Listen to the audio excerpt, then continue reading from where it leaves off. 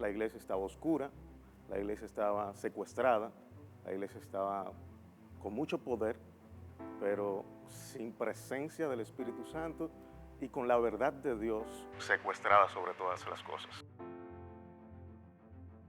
Su gran majestad y sus señorías buscan una respuesta simple.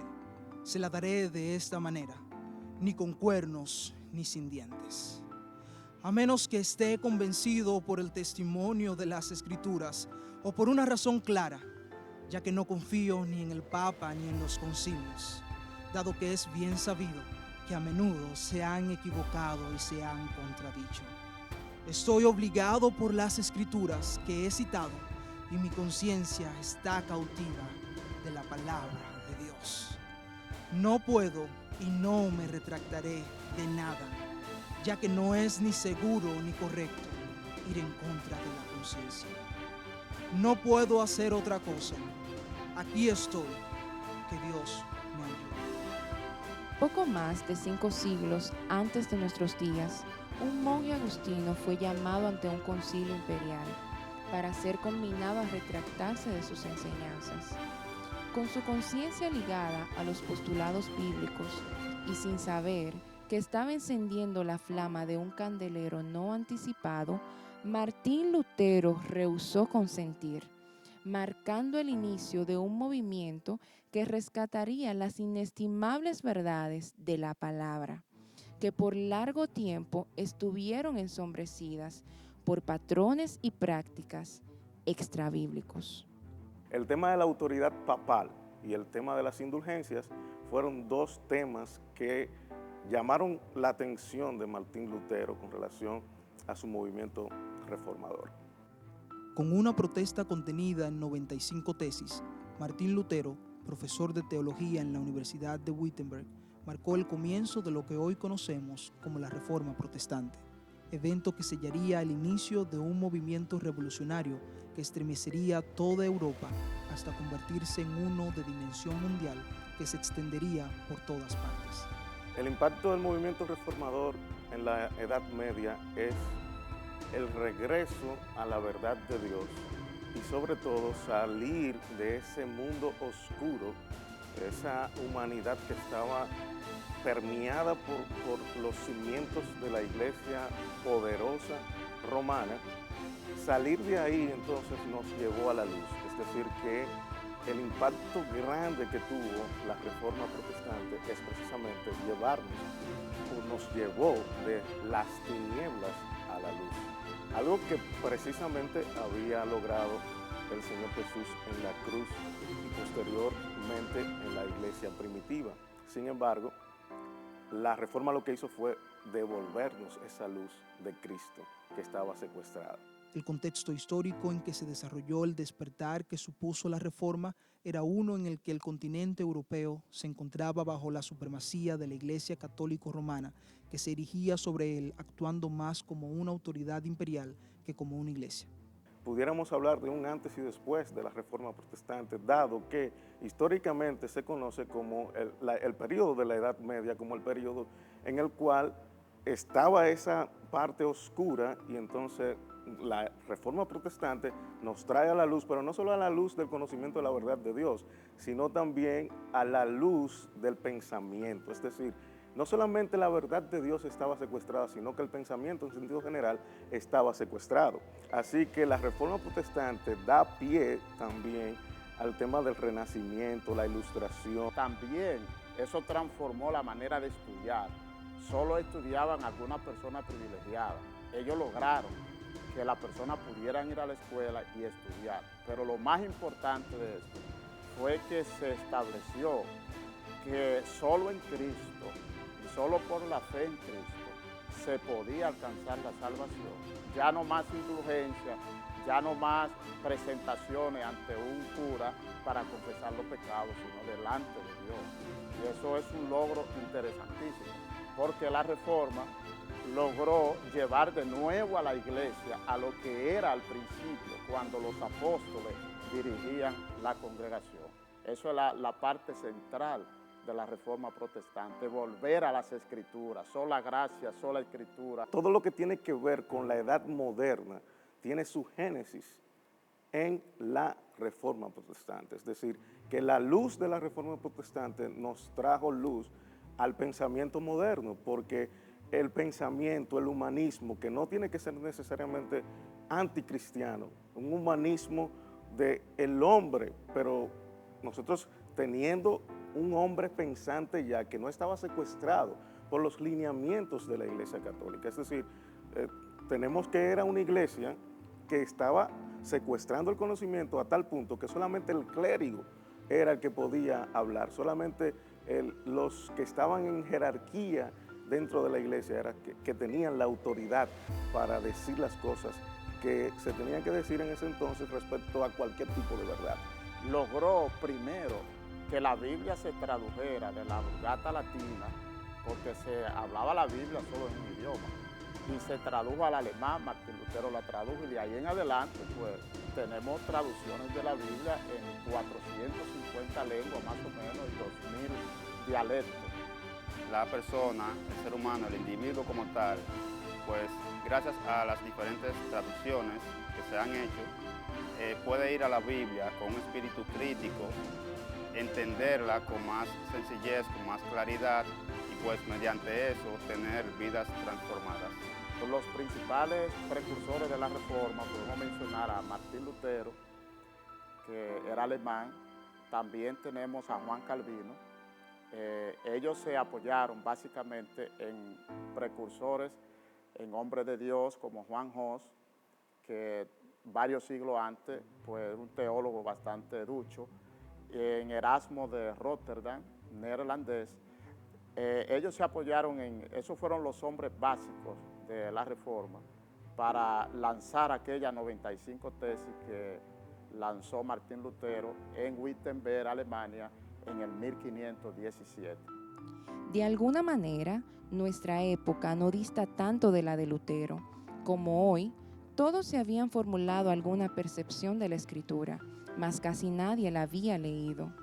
Al igual que hoy, muchos se conformaban con aceptar las opiniones y juicios de otros, así como de las tendencias de entonces que les dictaban lo plasmado en la Biblia, y si resultaba fidedigno o no. En la Reforma Protestante ha sido una de las más importantes acontecimientos para la Iglesia. No solamente en el tiempo pasado, sino que en todos los tiempos que seguirán transcurriendo, ha sido de gran bendición a la Iglesia.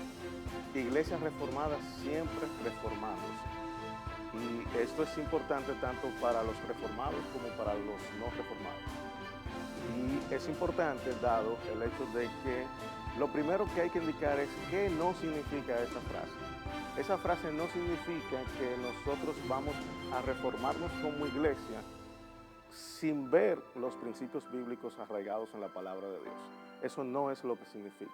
Ahora, lo que sí significa esto es que precisamente la iglesia siempre debe de estar viendo y observando cada proceso histórico que le toca vivir para que no se adapte al mundo y a sus deseos y a sus filosofías huecas que suele traer. Es interesante ver que la iglesia que se ha adherido a las confesiones de fe de Londres, por ejemplo, de 1689, ahí encontramos un resumen de las grandes doctrinas que los reformadores empezaron a proclamar en Europa y luego pasó a Estados Unidos y en todo Occidente.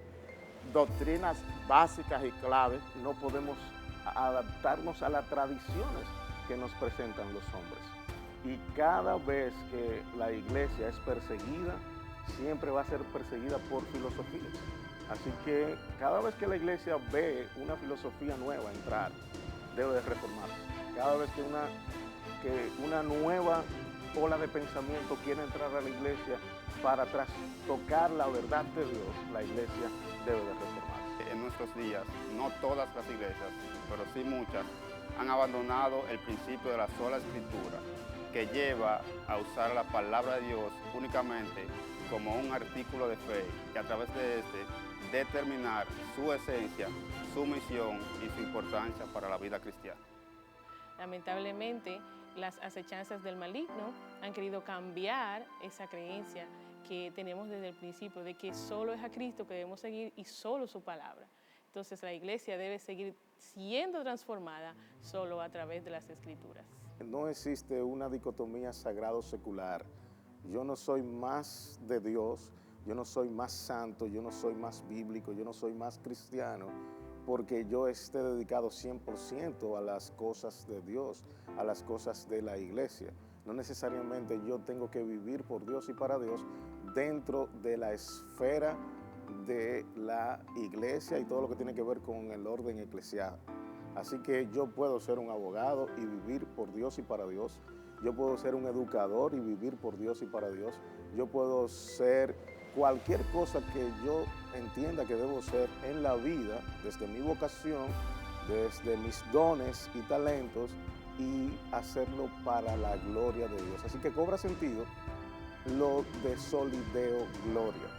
Y te doy un ejemplo. Por ejemplo, el padre de la educación moderna, el filósofo Comeus, él fue no solamente un filósofo que tuvo grandes aportes a la educación, sino que ese filósofo fue pastor. Así que no existe tal dicotomía. Yo puedo influenciar todas las esferas de la vida, puedo impactar todas las esferas en la sociedad siendo un creyente y viviendo para Dios. Y lo otro, toda verdad es verdad de Dios, esa frase también me ayuda a comprender que el pensamiento no está secuestrado y que todo el proceso científico, incluyendo eso del método científico, tiene que pasar por el filtro de la verdad de Dios. Porque gracias no solo a Martín Lutero, sino a Juan Calvino y a todos los que formaron parte de ella, pues hoy en día estamos aquí.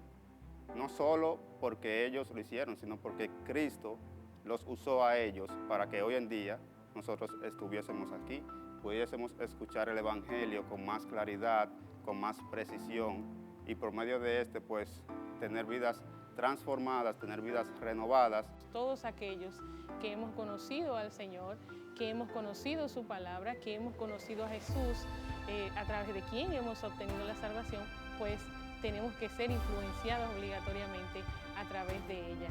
¿Qué nos enseña la Reforma? Que solo a través de Cristo todos nosotros podemos ser salvos. Y esa ha sido la influencia mayor que yo he podido recibir.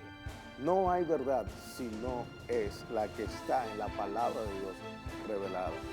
Lutero, como era la norma, pertenecía al pequeño grupo que conocía relativamente la Biblia.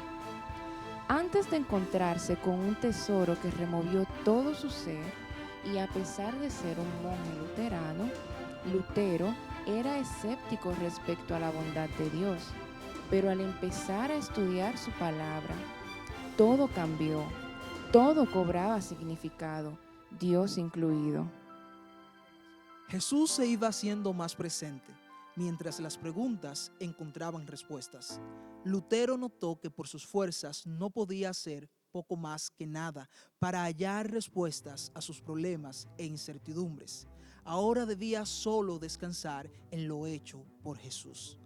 Lo encontrado por Lutero cambió, además de su propia vida, al mundo.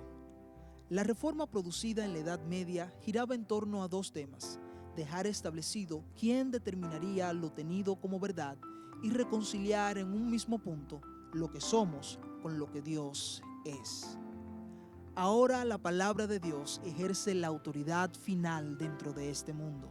Además que la vida sin pecado y la muerte sacrificial de Jesucristo resultan la única respuesta al mal y el único fundamento encima del cual los pecadores pueden estar frente de un Dios santo. La Reforma Protestante es una historia transformadora, pasando de la esclavitud a la libertad y de la confianza sin sustento al despertar glorioso de la verdad solo hallada en Cristo Jesús. Después de la oscuridad